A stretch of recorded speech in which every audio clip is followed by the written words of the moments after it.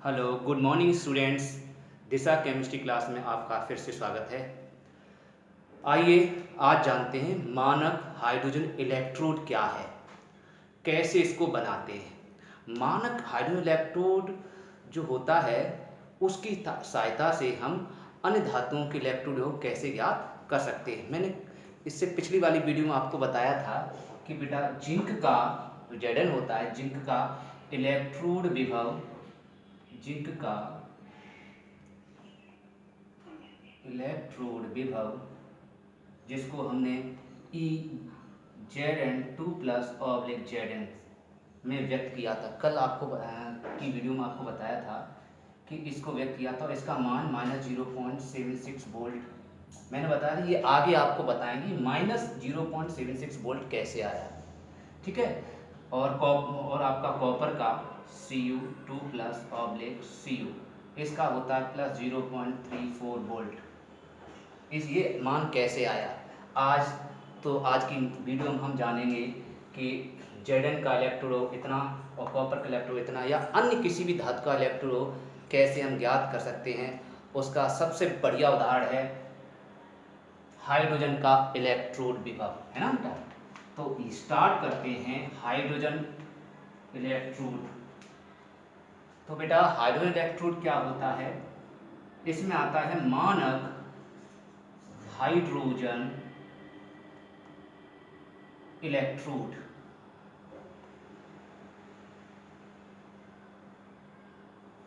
इसको इंग्लिश में कहते हैं स्टैंडर्ड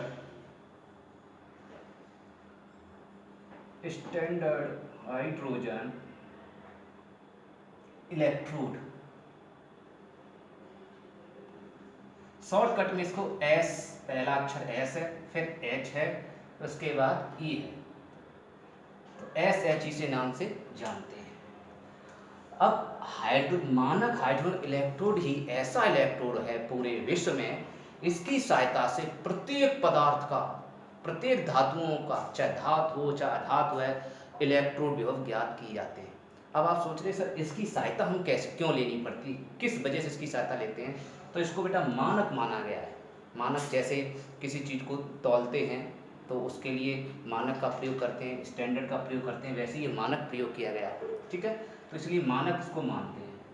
अब देखते हैं इसको बनाते कैसे हैं, मानक हाइड्रोजन इलेक्ट्रोड बनता कैसे वो देखना। आइए जानते हैं मानक हाइड्रोजन इलेक्ट्रोड कैसे बनता है।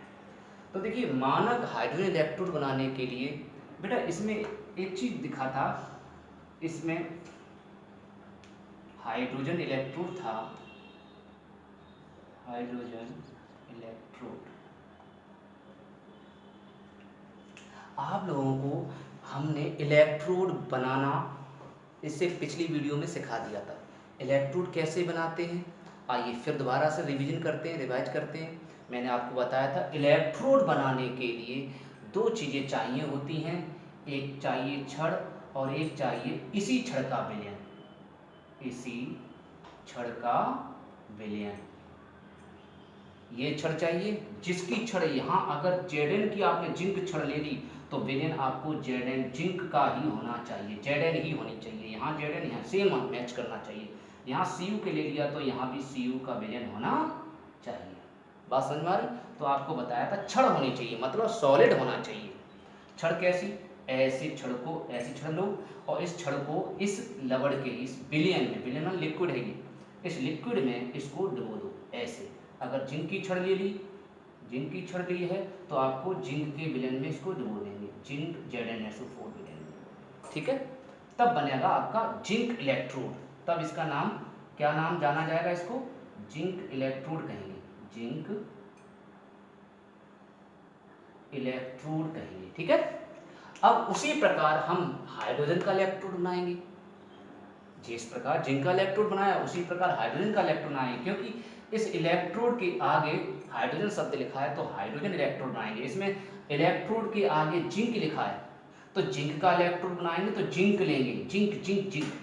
और हाइड्रोजन का इलेक्ट्रोड बनाना तो हाइड्रोजन हाइड्रोजन हाइड्रोजन लेंगे। इसका मतलब आपको इसी टाइप का एक दूसरा सा पात्र लेना पड़ेगा, राइट। इस पात्र में आपको क्या भरना पड़ेगा, इस पात्र में आपको इसका विलयन बनना पड़ेगा। किसका? H का। हाइड्रोजन का सूत्र H ही तो होता है। तो H का विलयन भरने के लिए यहाँ Zn के स्थान पर क्या आना चाहिए? Z के स्थान पर आ जाइए, आना चाहिए H। तो इसका मतलब यहाँ आप H भरेंगे। क्या भरेंगे? H। और आप H के रूप में आप SO4 भर सकते हैं, SO4, H2SO4, ठीक है, भर सकते हैं। लेकिन बेटा H2SO4 बहुत ही कंसंट्रेट होता है, इसलिए अधिकांश कम मात्रा में H2SO4 ना लेके HCl लेते हैं। ये भी एक अम्ल है, ठीक है, ये भी लिक्विड ही होता है। तो आपको मैंने HCl ले लिया, ठीक है, ये विलयन हो गया HCl विलयन, ठीक है। अब HCl विलयन ले लिया तो आप क्या करेंगे, इसके अंदर जिस प्रकार से ठोस छड़ को डुबोया था, ठोस जिंक को डुबोया था, उसी प्रकार आपको इसमें हाइड्रोजन को डुबोना पड़ेगा ऐसे। अब आप सोच रहे होंगे सर हाइड्रोजन तो गैस होती है, वो तो सॉलिड होती नहीं। जब वो सॉलिड नहीं होती सर उसकी छड़ कैसे बनेगी? बिल्कुल सही, उसकी छड़ नहीं बनाई जा सकती। जब छड़ नहीं बनाई जा सकती तो उसका इलेक्ट्रोड विभव आप कैसे इलेक्ट्रोड बनाएंगे? तो इसके लिए मैं एक जुगाड़ बताता हूँ। क्या है जुगाड़? देखिए जुगाड़ क्या है कि क्या करेंगे, इसके लिए आपको 3 चीज़ें जरूरी पड़ती हैं, ठीक है, आपको समझ में आ गया है? अब मैं इसको रफ कर दे रही, इसे लिखना नहीं है, आपको पहले समझा दिया था इसको। हेडिंग तो आप केवल ये डालेंगे, इसके बारे में हम बोलेंगे तब लिखना। अभी हम बोल नहीं रहे लिखने के लिए, जब हम लिखने के लिए कहें तब लिखना। अभी समझिए, तो क्या है कि HCl ले लिया हमने, सॉल्यूशन ले लिया, विलयन ले लिया। अब क्या करें, इसके लिए हमने बताया अगर आपको हाइड्रोजन इलेक्ट्रोड बनाना है, हाइड्रोजन इलेक्ट्रोड, आपको अगर हाइड्रोजन इलेक्ट्रोड बनाना है तो उसके लिए किन किन चीज़ों की ज़रूरत पड़ती है वो आप देखिए। सबसे पहले आपको पड़ेगी, हाइड्रोजन का इलेक्ट्रोड बनाना है तो आपको हाइड्रोजन गैस की ज़रूरत पड़ेगी, हाइड्रोजन गैस की ज़रूरत पड़ेगी, राइट, ठीक है। अच्छा, दूसरा नंबर आपको ज़रूरत पड़ेगी इसमें एक छड़ की। अब छड़ तो नहीं लेंगे, तो छड़ के लिए क्या लेंगे? पीटी का तार, पीटी का तार, प्लेटिनम। और पीटी के तार के द्वारा एक टुकड़ा लटका देंगे, पीटी के तार द्वारा पीटी का टुकड़ा लटका देंगे, टुकड़ा लेंगे, ठीक है। थर्ड पॉइंट HCl विलयन लेंगे। ये 3 चीज़ें आपके लिए जरूरी हैं, किसके लिए? हाइड्रोजन इलेक्ट्रोड बनाने के लिए। तो देखिए क्या करते हैं, सबसे पहले हम क्या करेंगे, एक पीटी का तार ले लेंगे, ले लिया। इस पीटी के तार में, ये पीटी का तार ले लिया, इस पीटी के तार में हम पीटी का टुकड़ा नीचे लटका देंगे ऐसे, पीटी का टुकड़ा।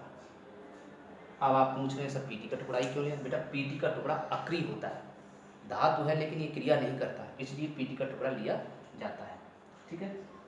तो इसलिए हम इसको लेते हैं।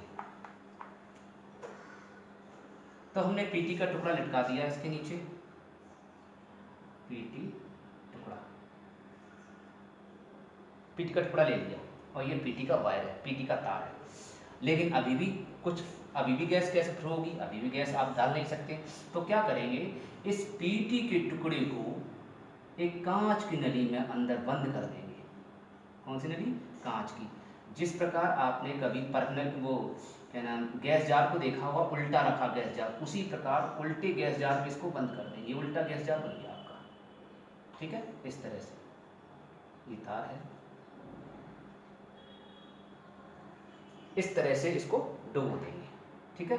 ये क्या थी? कांच की नली, कांच ट्यूब या नली, ठीक है। ये आपके पास समझ में आ गया?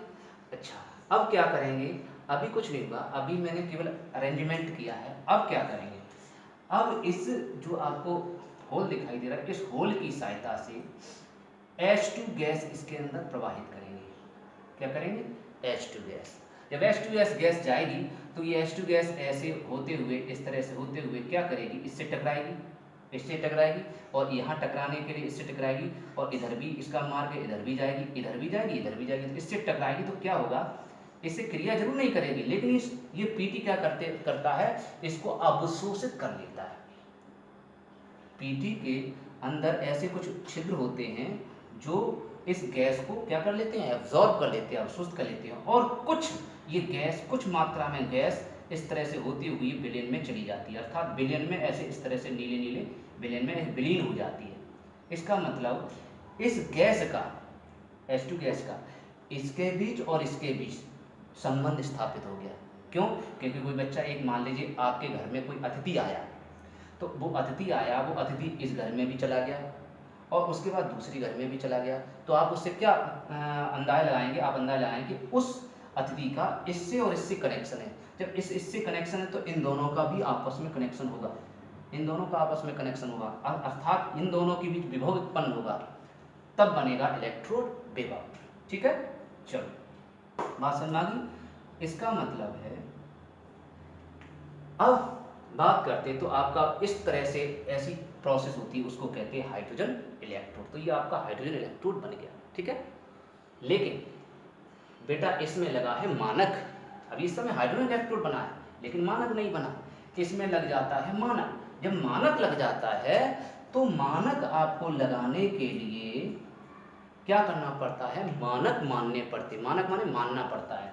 तो मानक लगाने के लिए इस H2 गैस को क्या करेंगे, 25 डिग्री सेंटीग्रेड पर गर्म कर लेंगे और इसे 1 एटीएम दाब पर प्रेशर देंगे। इसे क्या करेंगे, 1 एटीएम दाब पर प्रेशर देंगे और 25 डिग्री सेंटीग्रेड गर्म करने के बाद उसके बाद इसके अंदर हम H2 गैस प्रवाहित करेंगे, उससे पहले प्रभावित नहीं करेंगे। और क्या करेंगे, अब इसके अंदर प्रवाहित करेंगे तो ये, अब वो स्टैंडर्ड है, अगर H2 स्टैंडर्ड है, मतलब लड़का स्टैंडर्ड है, तो उसका घर, जो घर जिस घर में जा रहा, घर यही तो विलेन, जिस घर में जा रहा वो भी तो स्टैंडर्ड होगा। तो वो स्टैंडर्ड क्या होता है, 1 m। 1 m, मैंने m का मतलब मोलरता बता दिया था पिछली वीडियो में। मोलरता होती है मोल प्रति लीटर, इसको हम 1 मोल प्रति लीटर भी लिख सकते हैं। ठीक है, बात समझ में आ गई। तो 1 m ले लेंगे, इसका 1 m, इसका 1 m। अब बन के आपका तैयार हो गया मानक हाइड्रोजन इलेक्ट्रोड। ठीक, आपको समझ में आ गया। ठीक है, अब क्या करना, आप इसको, चित्र को आप धीरे धीरे इसको बना लेना, चित्र बना लेना, तो इसको समझ में आ जाएगा। ठीक है, चित्र आप बना लें और चित्र में एक्स्ट्रा चीज़ जो फालतू हमने अब आपको एक्स्ट्रा बताई है उसको ना लिखें। अब फालतू के लिए आप चाहें तो ऐसे बना भी सकते हैं अलग अलग कलर से, तो अच्छा समझ में आ जाता है। आप बनाना चाहें ऐसे बना लीजिए इसको, चित्र को। अब समझते हैं ये बनाया कैसे, क्या इसकी डेफिनेशन है। ठीक है, तो डेफिनेशन क्या है, अब मैं इसको दोबारा से रफ करके फिर बना रहा हूँ, वैसे ही आपकी थ्योरी होती चली जाएगी। ठीक है, वही थ्योरी होगी। क्या होगा, क्या करेंगे, सबसे पहले हम क्या लेंगे, कांच की नली या पीटी का तार ले लो, उस पीटी के तार को कांच की नली में बंद कर देंगे। ठीक है, तो आपकी इच्छा है। चलो मैं इसको सबसे पहले लेते हैं, इसको तो लास्ट में लिया था ब्लू कलर की गैस को, तो सबसे पहले हमने पीटी का टुकड़ा लिया था कांच की नली ली बच्चों। तो लिखने का तरीका, अब आप स्टार्ट करेंगे लिखना। लिखें हेडिंग मानक हाइड्रोजन इलेक्ट्रोड। अब चित्र आपके सामने, अब लिख लेंगे। देखिए कैसे लिखते हैं, सर्वप्रथम देखिए एक कांच की, तो पहला नंबर इसको दे दे रहे जिससे कि समझ में आ जाएगा। सर्वप्रथम एक कांच की नली लेते हैं। ठीक, जिसके अंदर, ये देखो अंदर है, जिसके अंदर एक पीटी के तार द्वारा, लिखते जाइए, जिसके अंदर एक पीटी के तार द्वारा पीटी का टुकड़ा लटका देते हैं। पीटी का टुकड़ा लटका देते हैं।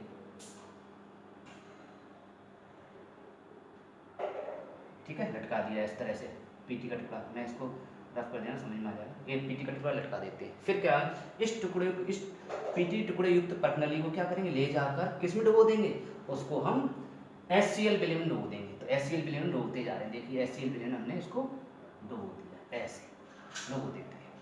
तो लिखो, लेते हैं, लिख लिया। उसके बाद देखिए, उसके बाद इसे 1 मोलर HCl विलयन में, M for molar, 1 molar HCl विलयन में डुबो देते हैं। 1 मोलर HCl विलयन में डुबो देते हैं। ठीक, ये हो गया चित्र का वर्णन। नई लाइन से पैराग्राफ चेंज कर लीजिए। पैराग्राफ कैसे चेंज करते हैं, ये इतना लिख दिया आपने, अब यहाँ से थोड़ा एक अच्छा छोड़ के यहाँ से स्टार्ट करते हैं। अब क्या लिखेंगे, अब एस टू गैस डालेंगे इसके अंदर। तो पहला पॉइंट ये था, राइट। दूसरा पॉइंट पीटी का टुकड़ा लिया था। तीसरा पॉइंट आपने उस पीटी के टुकड़े को किस में वो दिया था, ऐसे। तो पहले इसको बोलेंगे थ्योरी। अब लिखने का तरीका, कांच की नली लेते हैं जिसके अंदर पीटी का टुकड़ा लटका देते हैं और उस पीटी टुकड़े को हम एक MnCl विलयन में डुबो देते हैं। अब चौथे नंबर पे इसको लेंगे H2 गैस को, ठीक है। अभी लेकिन परीक्षा में ये 1 2 3 4 मत डालना, अभी आपके समझने के लिए मैंने 1 2 3 4 डाल दी, जिससे कि आपकी डेफिनेशन अच्छी हो जाए, आराम से समझ सको। तो चौथे नंबर बोलेंगे, तो चौथे नंबर पे लिखते हैं नेक्स्ट। बात समझ आ गई। अब नई लाइन से लिखेंगे तत्पश्चात।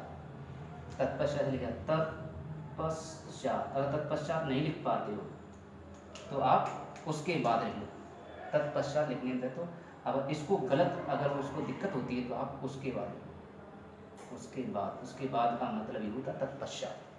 उसके बाद कांच की नली द्वारा, देखो कांच की नली है, यही है ट्यूब, ये वाली ट्यूब कांच की है, देखो।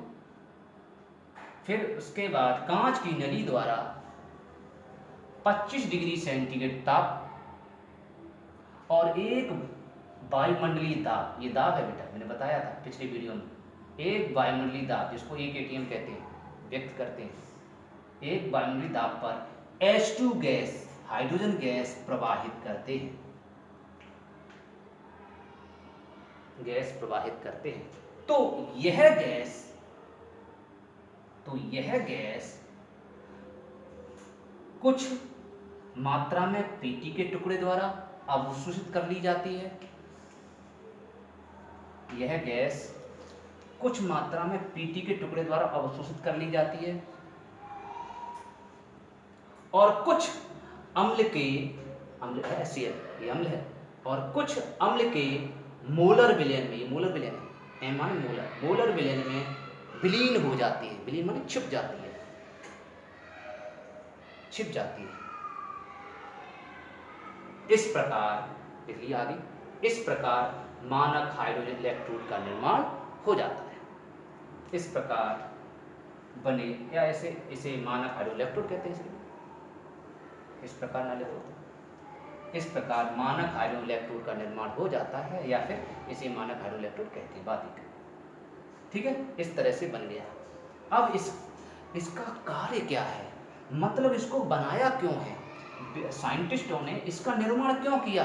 बेटा इसका निर्माण इसलिए किया क्योंकि ये ही है जो इस और इलेक्ट्रोकेमिस्ट्री में आपको विद्युत वाहक बल कैसे निकालते हैं, कितना इसका विद्युत वाहक बल होगा, कितना नहीं होगा, वो यही बताएगा और कोई नहीं बताएगा। विद्युत रासायनिक सेल बनाने के लिए सबसे पहले इसको बनाना पड़ा, ठीक है, इसलिए ये बहुत ही इम्पोर्टेंट चीज़ है।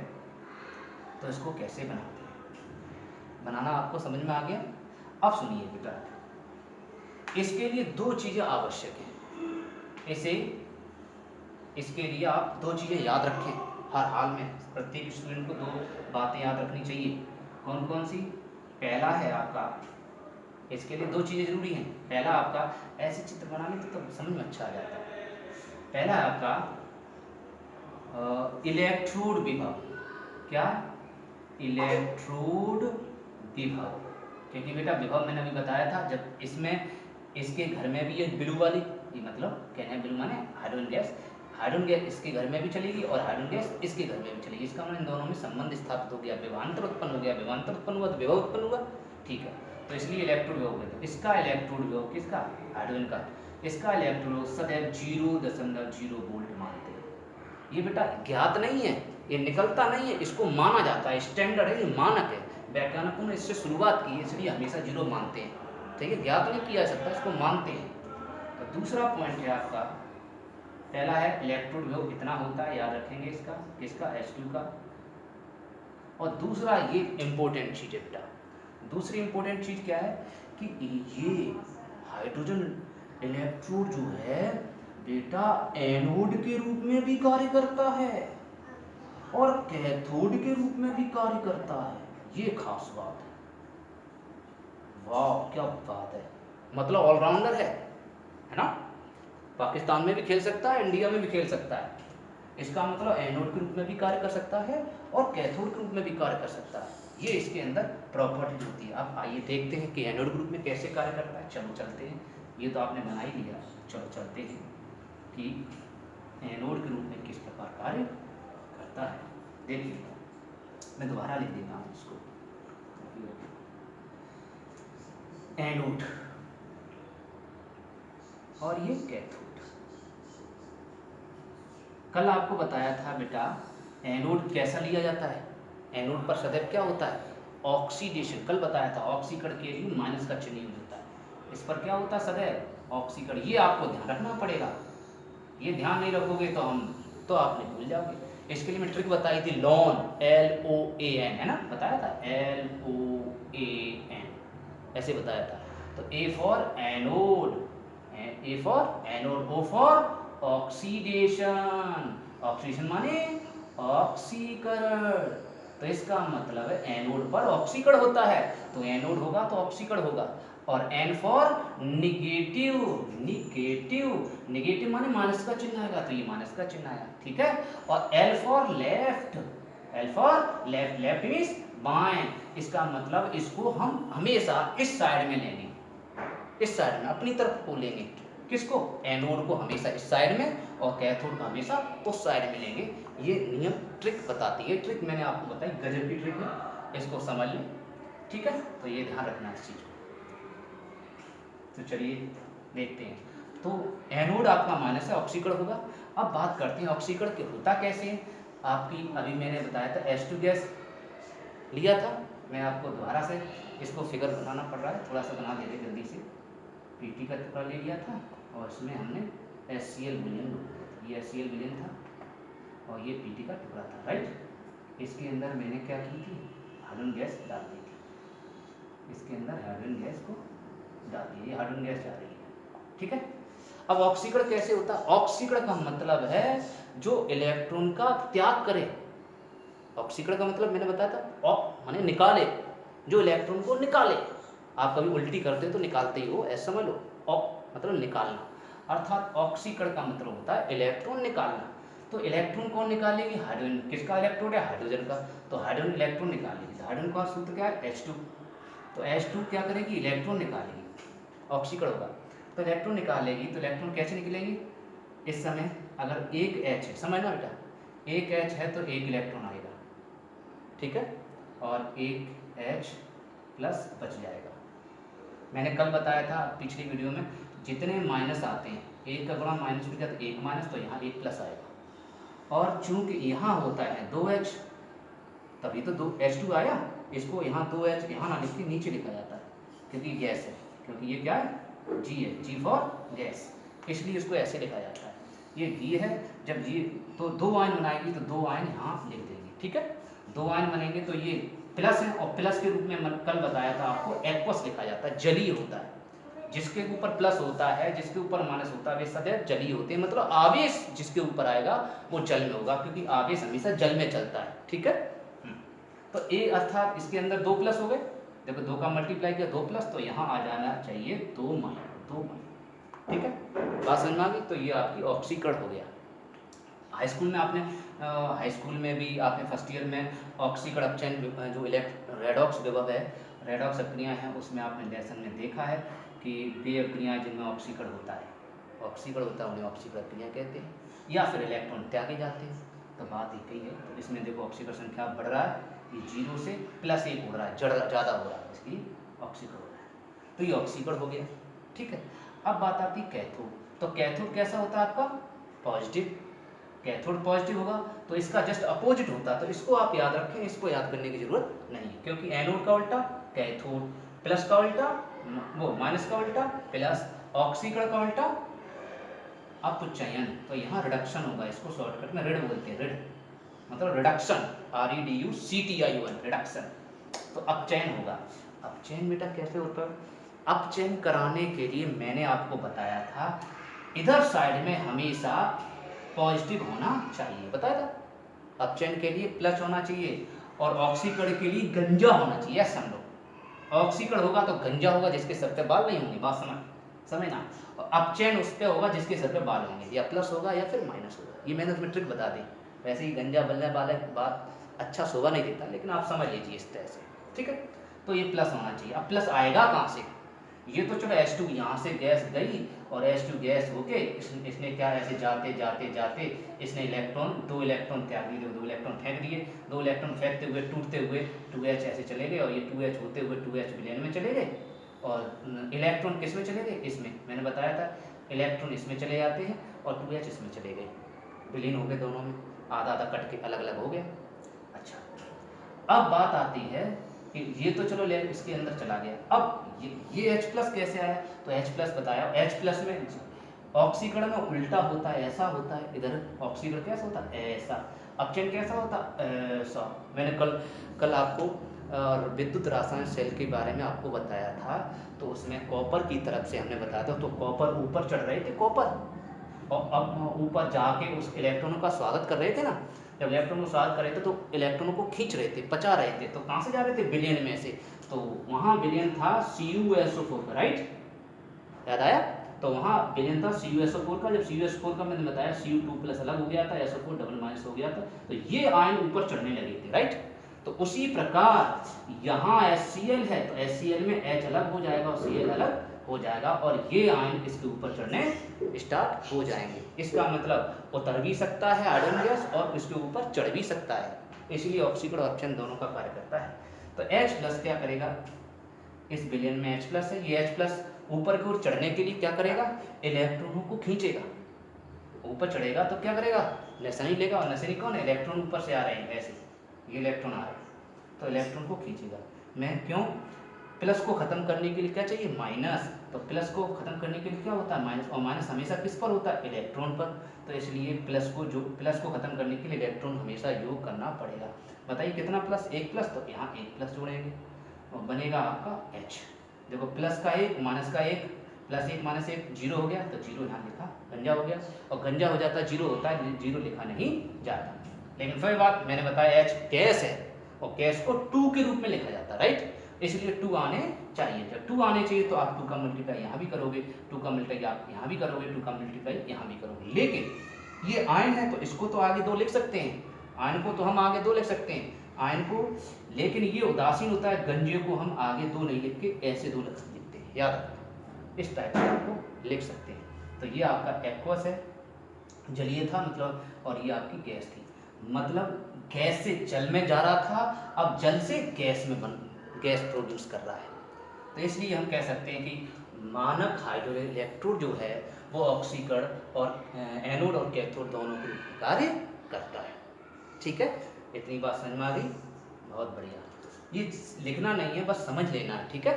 लिखना था तो जितना मैंने आपको बताया उतना ही लिखना, उससे ज़्यादा नहीं लिखना। समझना था तो मैंने आपको समझा दिया, ठीक है।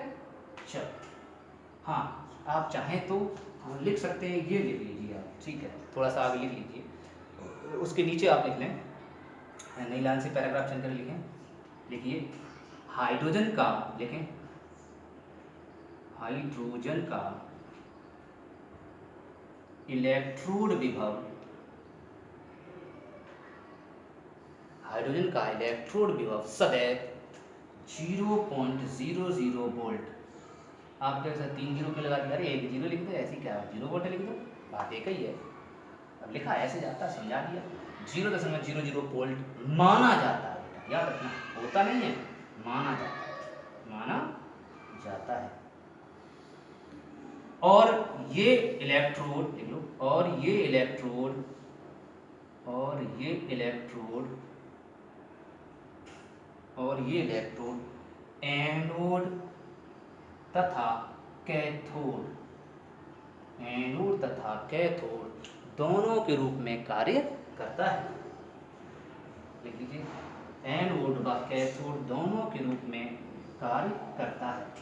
अब ये रिएक्शन लिख लीजिए, अभी मैंने लिखाई थी, एनोड के रूप में रिएक्शन लिख लो, एनोड के रूप में लिख लो। एनोड रूप में कैसे लिखाया था? H2 arrow 2H plus plus 2E, right. Cathode रूप में लिख लो, कैथोड के रूप में उल्टा है, ये इसको उल्टा कर दो तब भी चलेगा। 2H plus plus 2E arrow H2। अगर कोई बच्चा रटना चाहता है तो क्या करे, एक रिएक्शन रट ले और इस रिएक्शन को उल्टा कर दे, हो गया रट 2। लेकिन रटना अच्छा नहीं है, ठीक नहीं रहता, समझने की कोशिश करा करो। तो ये 2H प्लस कहाँ से आई, विलयन में से, और ये H2 कहाँ से आई, जो प्रवाहित हो रही थी गैस, उस गैस में से, राइट। तो यहाँ G लिखना चाहो लिख सकते हो, यहाँ AQ लिख सकते हो, यहाँ आप AQ लिख सकते हो, और यहाँ आप G बन सकते हो। इसका मतलब ये विलयन में से निकलकर गैस बना सकता है, और ये गैस से निकलकर विलयन में जा सकता है, उल्टा हो सकता है। समझ गए बेटा, मतलब ऊपर से आके अंदर जा सकता है, अंदर से आके बाहर भी जा सकता है। ये दोनों रूप में कार्य करता है, अंदर बाहर दोनों के रूप में कार्य करता है। चलिए बात समझ में आ गई यहाँ तक। अब इसका उपयोग कैसे होता है, आइए जानते हैं कि इसका उपयोग कैसे होता है। एनोड कैथोड तो जान लिया, इसका उपयोग कैसे होता है बस थोड़ा सा और रह गया, हम आपको एनोड बता दें फिर आपको वीडियो समाप्त करते हैं। तो इसका एनोड और कैथोड रूप में कैसे होता है बेटा, इस चीज़ को ध्यान रखें। क्या होगा कि हाइड्रोजन इलेक्ट्रोड जो होता है H2 इलेक्ट्रोड, इसमें एक चलिए इसको किससे व्यक्त करते हैं, इसको एनोड ग्रुप में अगर व्यक्त करेंगे तो आप लिखने का तरीका एक लाइन लिखिए, इसे सब लोग ऐसे लिखो, इसे एक लाइन और बढ़ा लीजिए, इसे EH2 ऑब्लिक 2H प्लस से व्यक्त करते हैं, ये बढ़ा लो, इसे H2 E for electrode H2 oblique 2H plus, मतलब H2 ये रहा H2, तो ये लिख दिया H2 ऑब्लिक 2H प्लस, ये लिख दिया 2H प्लस। इसको उल्टा भी कर सकते हैं आप, ठीक है, वो अपचयन जो आपका हो जाएगा, इस समय ऑक्सीकरण विभव लिखा हुआ है, ठीक है, आप अपचयन विभव के रूप में लिख सकते हो, उल्टा ऐसे भी लिख सकते हो, E2H प्लस ऑब्लिक H2, दोनों तरफ लिख सकते हो, लिखना अच्छा लिख सकते हैं EH2 ऑब्लिक 2H प्लस या E2H प्लस ऑब्लिक H2, दोनों में से एक, चाहो दोनों लिख लो, आपकी इच्छा व्यक्त करते हैं, क्योंकि ये दोनों के रूप में कार्य कर रहा है इसलिए, ठीक है। अच्छा, अब बात आती है बेटा जी हाइड्रोजन जो, अब इसकी सहायता से हम अन्य धातुओं के इलेक्ट्रोड को कैसे ज्ञात करते हैं, तो आइए कैसे देखते हैं। तो आप नोट पॉइंट डाल लें, एक देखिए नोट पॉइंट, समझने के लिए, नोट पॉइंट याद नहीं करना लेकिन समझना है इसका उपयोग क्या है, तो लेकिन नोट पॉइंट लिखिए, लेकिन मानक हाइड्रोजन इलेक्ट्रोड की सहायता से, मानक हाइड्रोजन इलेक्ट्रोड की सहायता से विभिन्न धातुओं और अधातुओं के मानक इलेक्ट्रोड विभव ज्ञात किए जा सकते हैं। हाँ, किसी के भी। अब आप देखेंगे कि इलेक्ट्रोड कैसे ज्ञात करते हैं। अब इसका उपयोग क्या, बहुत ही महत्वपूर्ण इसका उपयोग। अब इसका इलेक्ट्रोड इसकी सहायता से किसी भी धातु का इलेक्ट्रोड कैसे ज्ञात करते हैं, समझना बस, आपको लिखना नहीं है, अब लिखने का कोई पॉइंट नहीं है, वो आपको लिखना नहीं है, यहाँ तक ही लिखना है, ठीक है, वो परीक्षा में नहीं आता, लेकिन समझना है। आप मेरी बात समझने की कोशिश करिए, मैं ज़्यादा ज़्यादा समझाने का प्रयास कर रहा हूँ। आप NCERT बुक है, NCERT तो उसको समझने के प्रयास करें। तो कैसे समझते हैं, बात करते हैं कि एक चीज़ समझ लीजिए, एनोड के रूप में भी कार्य किया था इसने, कैथोड के रूप में भी कार्य किया था, दोनों के रूप में कार्य किया था। अब मेरी बात समझने की कोशिश करना, जो हाइड्रोजन होता है H2, हाइड्रोजन का जो हाइड्रोजन इलेक्ट्रोड होता है, हाइड्रोजन इलेक्ट्रोड, वो क्या करता है, अगर कल आपको बताया था, पिछली वीडियो में आपको बताया था विद्युत रासायनिक सेल, ऐसे बताया था विद्युत रासायनिक सेल, आपको थोड़ा सा बता समझाने, ऐसे केवल चित्र बना देंगे, ऐसे बनाया था, दो छड़ें ली थी, एक छड़ ये, और यहाँ जो छड़ ली थी उसी धातु का लवण का विलयन ले लिया था, यहाँ भी छड़ ली थी, उसी धातु का लवण का विलयन लिया था। यहाँ मैं समझता हूँ यहाँ लिया था आपने कॉपर, राइट, और इसमें डाला था कॉपर सल्फेट, ठीक है, 100%। यहाँ आपने ली थी Zn और यहाँ आपने लिया था अंदर ZnSO4। फिर क्या किया था, इनको आपने ऐसे ऐसे ऐसे कनेक्ट कर दिया था, किससे, गैल्वानोमीटर से, किसे, गैल्वेनोमीटर से आपसे कनेक्ट कर दिया था, राइट, पिछली वीडियो। गैल्वेनोमीटर कनेक्ट करने के बाद यहाँ पे आपने लवड़ शेड ही लगा दिया था। ये लवड़ शेड है, कौन सा शेड? लवड़ शेड। ये लवड़ शेड आपने लगा दिया था, राइट। तब आपका फ्रिज वो विद्युत रासायनिक सेल बन के तैयार हो गया था। रासायनिक सेल बना था। लेकिन इससे इससे कॉपर का जिंक इलेक्ट्रोड कितना है, इस कॉपर का वो जिंक का इलेक्ट्रोड कितना है, कॉपर का इलेक्ट्रोड कितना है, इसके द्वारा वो ज्ञात नहीं किया जा सकता है। अंतर ज्ञात किया सकता है, इन दोनों में अंतर कितना आ सकता है। लेकिन जिंक का इलेक्ट्रोड कितना होगा, कॉपर का इलेक्ट्रोड कितना होगा, उससे ज्ञात नहीं कर सकते। उस कैसे ज्ञात करेंगे? आप हाइड्रोजन इलेक्ट्रोड की सहायता से। ठीक, कैसे ज्ञात करेंगे? अब क्या करेंगे, आपको हाइड्रोजन की सहायता, मान लीजिए आपको जिंक कॉपर का इलेक्ट्रोड या जिंक का इलेक्ट्रोड विभव ज्ञात करना है। मान लीजिए जिंक का इलेक्ट्रोड विभव ज्ञात करना है, तो जिंक का इलेक्ट्रोड विभव कैसे ज्ञात करेंगे, है ना। चलो, जिंक इलेक्ट्रोड कैसे ज्ञात करेंगे बेटा? ये जो हाइड्रोजन इलेक्ट्रोड है वो जिंक के लिए, मतलब Zn के लिए, Zn के लिए ये कैथोड का कार्य करेगा। ये आप ध्यान रखना, Zn के लिए तो करेगा कैथोड का कार्य। किसके लिए? Zn के लिए।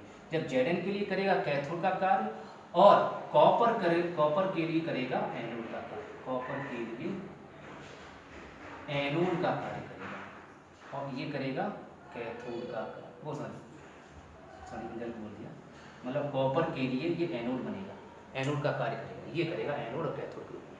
वो नहीं, अगर कॉपर की छड़ हम इसको ले लें तो, और इन दोनों को ले लें, और इन दोनों को ले लें तो अलग अलग करेगा। कैसे करेगा देखिए। तो मैंने बताया कि कॉपर के लिए ये किसका कार्य करेगा? एनोड का कार्य करेगा। तो एनोड किधर लिया? अब देखो, अब ये दो लेंगे, इसको छोड़ देते हैं, ठीक है, क्योंकि हमें केवल कॉपर का इलेक्ट्रोड विभव ज्ञात करना। तो किसकी सहायता से? इसकी सहायता से। जब इसकी सहायता से कॉपर का इलेक्ट्रोड विभव ज्ञात करना, तो आप इन्हीं दोनों को तो लोगे, जिंक को तो लोगे नहीं, क्योंकि जिंक को तो ज्ञात नहीं करना। तो इन दोनों को लेंगे। तो कैसे लेंगे? इसको कहाँ लगाएंगे आप? एनोड के रूप में। मैंने अभी बताया इसको एनोड के रूप में लेंगे।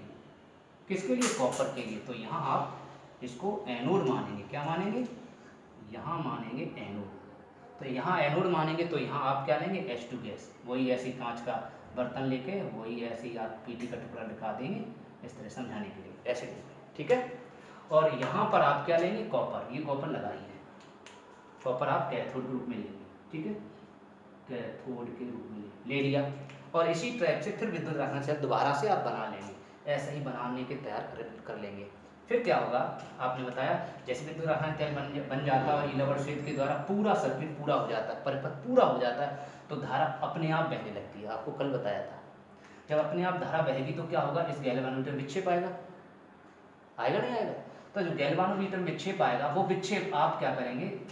गैल्वेनोमीटर में वोल्ट मीटर होता है। क्या होता है? वोल्ट मीटर, जिससे हम विभवांतर मापते हैं, विभवांतर मापक।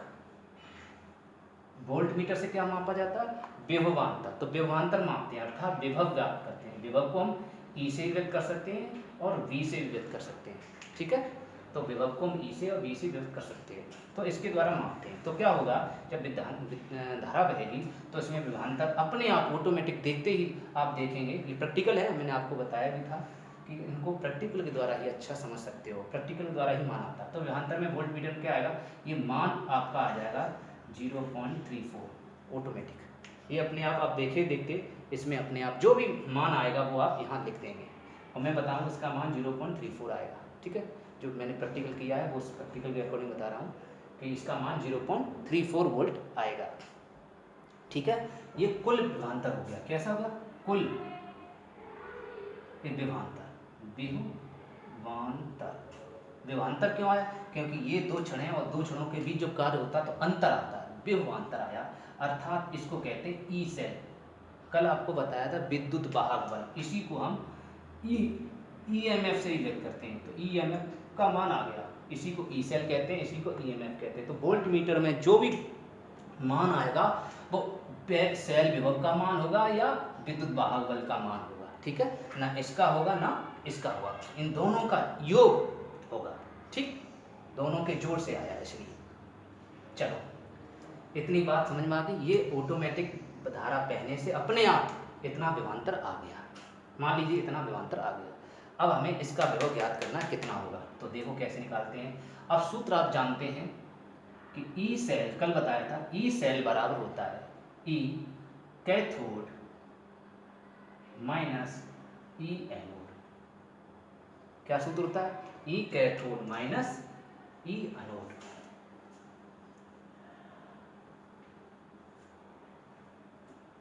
देखिए क्या होता है, ई सेल बराबर ई कैथोड माइनस ई एनोड। मैंने आपको बताया था ये सूत्र होता है। इस सूत्र को कन्वर्ट भी कर दिया था मैंने, इस सूत्र को कन्वर्ट किया था। तो ई सेल का मान आपका ये कहाँ आ गया, ये ई सेल का मान है। यहाँ गैल्वेनोमीटर में जो विक्षेप आया था, जी में जो विक्षेप आया वो ई सेल का मान था। वो कितना आया आपका 0.34 लिख दिया मैंने, तो 0.34 ठीक है। अब आप बताइए कैथोड पर कौन है?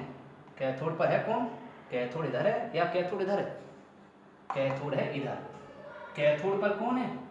कॉपर है। तो इसका मतलब यहाँ कैथोड की जगह आप कॉपर लिख सकते हो। तो इसलिए आप इसको, हम चाहें तो इस सूत्र को दोबारा से कन्वर्ट ऐसे भी कर सकते हैं, तो और समझ में आ जाएगा। दोबारा से इस सूत्र को दोबारा से ऐसे कन्वर्ट कर लेते हैं। ई कैथोड की जगह आप क्या लिखेंगे, और लिखने का तरीका मैंने आपको बताया था। मैंने बताया था आपको Cu2+ ऊपर लिखते हैं और Cu नीचे लिखते हैं। कल बताया था Cu2+ ऊपर और Cu नीचे, क्योंकि Cu की छड़ाई है। इस विलेन वाले को पहले, इसको बाद में लिखते हैं। माइनस ई एनोड के रूप में, एनोड के रूप में गिरा, यहाँ एनोड था तो यहाँ एनोड ग्रुप में क्या थी, जिंक नहीं थी। एनोड ग्रुप में क्या था, H2। तो H2 लिखेंगे। H2 लिखने का तरीका क्या, मैंने बताया लिखने का तरीका है, पहले नीचे वाले लिखते हैं विलेन वाला प्लस वाला, फिर ये वाला लिखते हैं। तो H+/H2 यहाँ 2H। ठीक है, लिखने का तरीका आपको बताया। अगर ये समझ में नहीं आया तो आप मुझसे दोबारा पूछ सकते हैं, कमेंट बॉक्स में कमेंट करके बताइए सर ये समझ में नहीं आया, कैसे आया, तो मैं दोबारा बता सकता हूँ। ठीक है, चलो अब बात करते हैं। मैंने बताया कि ये विभवांतर गैल्वेनोमीटर में आ गया था, कितना आया था, इतना 0.34, और इसका विभव हमें ज्ञात करना है, मुझे पता ही नहीं है, तो इसको जैसे का तैसा लिख लो, लिख लिया। अब इसका विभव तो हम आपको बता चुके हैं कि जो हाइड्रोजन का इलेक्ट्रॉन विभव कितना माना जाता है, सदैव हाइड्रोजन का इलेक्ट्रॉन विभव, हाइड्रोजन का इलेक्ट्रॉन विभव सदैव 0.00 माना जाता है। तो आप इसकी जगह 0 लिख सकते हैं। जब 0 लिख सकते हैं तो बताइए आंसर कितना हो गया, तो आंसर हो गया, ये 0 घटाएंगे तो उतना ही बचेगा, तो आपका आंसर आ गया 0.34 बराबर E Cu/2+Cu। ऐसे आता है कॉपर इलेक्ट्रोड विभव का मान। ठीक है, आपको समझ में आ गया। ये 34 कैसे आया, 34 ऑटोमेटिकली जब इन दोनों को जोड़ दिया तो अपने आप धीरे धीरे विक्षेप होने लगा, होते होते धारा का मान, जैसे ही इसमें धारा बही वैसे इसका विभवांतर 0.34 वोल्ट आ गया, जिसे हम सेल विभव कहते हैं। सेल विभव की परिभाषा हमने कल बताई थी, बताया था क्या कि कैथोड और एनोड के, अर्थात कैथोड एनोड क्या है, इलेक्ट्रोड, ये भी इलेक्ट्रोड है, ये भी इलेक्ट्रोड है, दोनों। तो क्या बताया, किसी विद्युत रासायनिक सेल में कैथोड मतलब दोनों इलेक्ट्रोडों के विभवों के अंतर को सेल विभव कहते हैं। इसे ई सेल या ईएमएफ भी बोल सकते हैं, इसको ईएमएफ से व्यक्त करते हैं। कल की वीडियो में बता दिया, इसलिए लिखना नहीं है, समझना बस। समझ में आ गया, चलो बस लास्ट आप समझते हैं। अब बात करते हैं जिंक का। जिंक का कैसे निकलता है वो भी देख लीजिए। जिंक के लिए ये हाइड्रोजन किसके रूप में कार्य करेगा, कैथोड के रूप में कार्य करने लगेगा, पलट जाएगा, ऐसा हो जाएगा, अर्थात ये हाइड्रोजन इधर लगाना पड़ेगा। कॉपर के लिए अगर कॉपर में कंपटीशन करें, मतलब अगर हाइड्रोजन को कॉपर के सामने रख दिया जाए ऐसे, इधर कॉपर भैया और इधर हाइड्रोजन भैया, तो हाइड्रोजन भैया इधर आएंगे और कॉपर भैया उधर आएंगे। अब आप सोच रहे हैं सर इधर हाइड्रोजन भैया क्यों आएंगे, उधर कॉपर भैया, अगर उधर कॉपर करते हैं तो ऐसे ही बोलोगे, हाँ हमें पता है बेटा। इसके लिए जस्ट अगले नेक्स्ट वीडियो में आपको सिखाएंगे कि ये इधर H2 इधर क्यों आएगा और कॉपर उधर क्यों आएगा। आगे आप पढ़ाएंगे विद्युत रासायनिक श्रेणी, 10th में आपने पढ़ा होगा ECS, जिसे इलेक्ट्रोकेमिकल सीरीज बोलते हैं, विद्युत रासायनिक श्रेणी। विद्युत रासायनिक श्रेणी के अकॉर्डिंग हम आपको बताएंगे जिसका इलेक्ट्रोड योग ज़्यादा होता है, ठीक है, जिसका इलेक्ट्रोड योग ज़्यादा होता है उसको उधर लिखा जाता है, जिसका इलेक्ट्रोड योग कम होता है उसको इधर लिखा जाता है, और जिसका कम होता है उसकी शक्ति ज़्यादा होती है। समझ गए, उसकी पावर ज़्यादा होती है, और जिसकी पावर ज़्यादा होती है उसको इधर लिखा जाता है। मतलब पावर ज़्यादा होगी तो पैसा ज़्यादा होगा तो इलेक्ट्रॉन दान करेगा, और इसकी शक्ति कम होती है क्योंकि इलेक्ट्रोड बहुत ज़्यादा होता है। उल्टा होता है, जिसका इलेक्ट्रोड ज़्यादा होगा उसकी शक्ति कम होगी, क्रियाशीलता कम होगी, अर्थात वो लेगा देगा नहीं। बात समझ में आ गई? क्रियाशीलता कम है तो चल नहीं पाएगा, तो ओनली लेने के लिए आएगा। बात समझ में आ गई? इसलिए उसको, अब वो कैसे होती है वो आपकी नेक्स्ट वीडियो में विद्युत रासायन श्रेणी बताएंगे, तब आपको समझ में आ जाएगा। अब जिंक में, जिंक के लिए ये एनोड कैथोड का कार्य करेगा। जिंक में इसको हम इधर लगाएंगे, जिंक में इसको हम H2 किधर लगाएंगे, इधर लगाएंगे। ऐसे पीटी के तार के टुकड़ा द्वारा इसको लटका देंगे, ऐसे लगा के, और इसमें HCl लगा देंगे, ठीक है। और इसमें आप इधर क्या लाएंगे, जिंक, यहाँ क्या लेंगे, जिंक, जिंक को इधर लेंगे, ZnSO4 का विलयन कर देंगे, और इसमें ब्रिज लगा देंगे, ब्रिज, ब्रिज जिसको हम लवड़ शीट कहते हैं, लवड़ ब्रिज, साल्ट ब्रिज बोलते हैं। क्या बोलते हैं, साल्ट ब्रिज, इसको हिंदी में कहते हैं लवड़ शीट। साल्ट ब्रिज का दूसरा नाम है लवड़ शीट, ये भी ध्यान रखना, साल्ट ब्रिज इसको बोलते हैं। और इसको कनेक्ट कर देंगे किससे, गैल्वानोमीटर से। कनेक्ट हो गया, ठीक है। इसमें उधर क्यों पहुंच गया मैंने बताया, इसकी क्रियाशीलता ज़्यादा है, किससे, इससे। इसकी क्रियाशीलता ज़्यादा है, क्यों कि इसका इलेक्ट्रोड कम है। जिसका इलेक्ट्रोड कम होता है उसकी क्रियाशीलता ज़्यादा होगी, इसका इलेक्ट्रोड ज़्यादा है इसलिए इसकी क्रियाशीलता कम है। देखना इसका इलेक्ट्रोड कम कैसे है वो भी देखेंगे। अभी आप खुद भी आपको समझ में आ रहा है, इसका इलेक्ट्रोड ज़्यादा होगा, देखना अभी देखना, और इसका इलेक्ट्रोड कम है, देखना ये आपको समझ में आ जाएगा। इलेक्ट्रोड कम वाले को उधर लगाते हैं, क्रियाशील ज़्यादा है लेकिन इलेक्ट्रोड कम है, तो इसमें विद्युत धारा बहने लगेगी ऑटोमेटिकली। और जैसी विद्युत धारा बहने लगेगी विक्षेप स्टार्ट हो जाएगा, और जब ये विक्षेप स्टार्ट हो जाएगा धीरे धीरे धीरे धीरे धीरे धीरे विभवांतर अपने आप ऑटोमेटिक देखेंगे इसके अंदर विभवांतर 7-6 आ जाएगा। ये मैंने प्रैक्टिकल किया इसलिए प्रैक्टिकल है, ये आपको बताया, ऑटोमेटिक विभवांतर 76 वोल्ट पहुंच जाएगा। ये विभवांतर पहुंचा वो किसका मान होगा, ई सेल का, ठीक है। अब ई सेल का मान हो गया, तो अब फिर सूत्र के द्वारा अगेन सूत्र के द्वारा निकाल सकते हैं। सूत्र क्या है आपको बताया था कि ई सेल बराबर ई कैथोड माइनस ई एनोड, राइट। कैथोड, अब कैथोड पर कौन है, कैथोड तो साइड में होता है, एनोड इस साइड में होता है, ठीक है।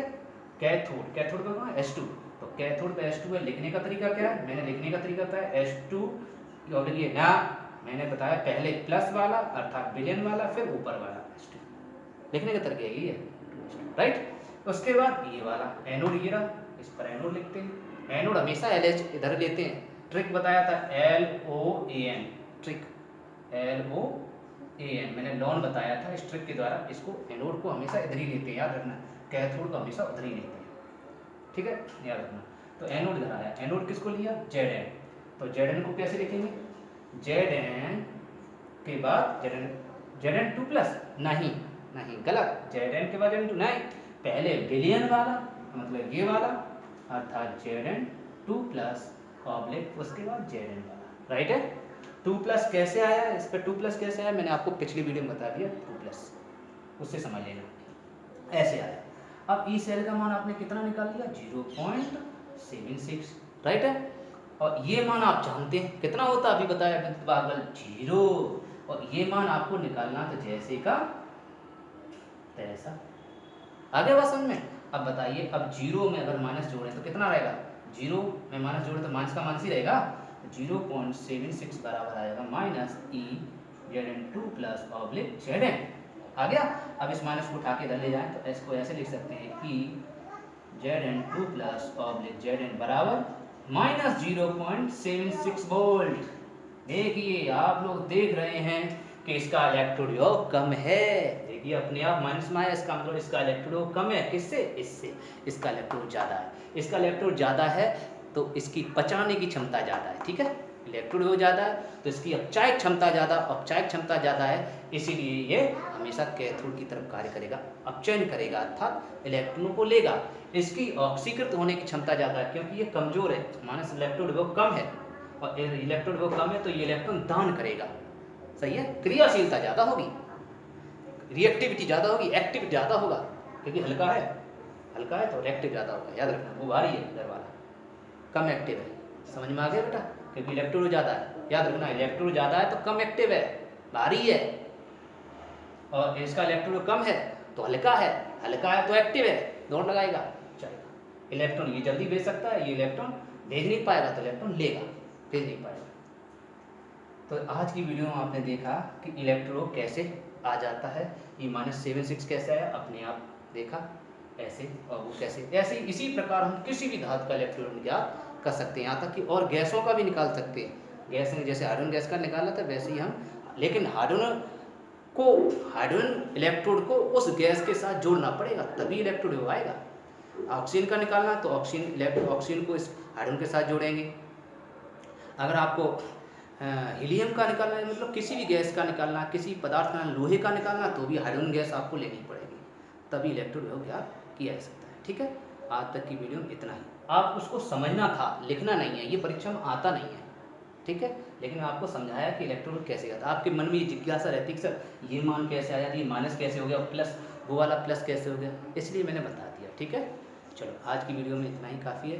अगली नेक्स्ट वीडियो में आप जानेंगे हम कि विद्युत रासायनिक श्रेणी, इलेक्ट्रोकेमिकल सीरीज में आप इसके बारे में मैं आपको बताऊंगा कि ये Zn को इधर क्यों लिया, H2 को उधर क्यों लिया, ये आप जानेंगे विद्युत रासायनिक श्रेणी। तो ये चैप्टर जो बनाया है, जिसने भी बनाया है वो चैप्टर को एकदम क्रमबद्ध बनाया, इसके बाद ये, इसके बाद ये, इसके बाद ये, सिस्टमेटिक है। तभी आपको ऐसी वीडियो भी आप क्रम से देखें, एक के बाद दूसरा, दूसरे बाद तीसरा, तभी समझ में आएगा, क्योंकि इसका एक दूसरे से कनेक्शन है, तभी आपको बहुत अच्छा समझ में आएगा। तो अगर आपको समझ वीडियो अच्छी लगी हो तो आप लाइक, शेयर और साथ में कमेंट जरूर करा करें कि अच्छा है खराब। अगर कोई कमी बड़ी है तो मैं अपनी वीडियो में उसको सुधारने की कोशिश करूँगा। प्लीज़ आप कमेंट अवश्य करें, खराब है अच्छी है, लाइक करें डिसलाइक करें, जो भी करें कमेंट भी करें, और अपने साथियों को इसको अपलोड करें, क्योंकि इस समय समस्या शुरू है। ठीक है, धन्यवाद, अगले नेक्स्ट वीडियो में मिलेंगे, तब तक के लिए नमस्कार। और हम जानेंगे विद्युत रासायनिक श्रेणी।